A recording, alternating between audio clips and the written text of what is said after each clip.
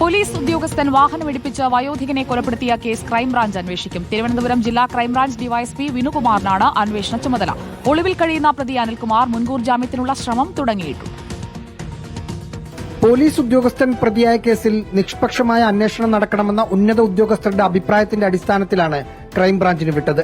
ഒളിവിൽ കഴിയുന്ന മുൻ പാറശാല SHO പി അനിൽകുമാർ മുൻകൂർ ജാമ്യാപേക്ഷ നൽകാൻ നീക്കം നടത്തുന്നതിനാൽ കോടതി തീരുമാനം വരുന്നതുവരെ പ്രതിയെ കസ്റ്റഡിയിലെടുക്കില്ല.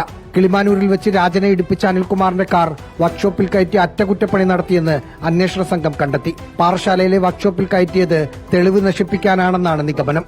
തിരുവനന്തപുരം ജില്ലാ ക്രൈംബ്രാഞ്ച് ഡിവൈഎസ്പി വിനുകുമാറിനാണ് അന്വേഷണ ചുമതല.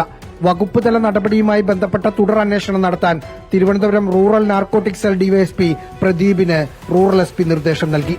റഹീസ് റഷീദ്, റിപ്പോർട്ടർ, തിരുവനന്തപുരം.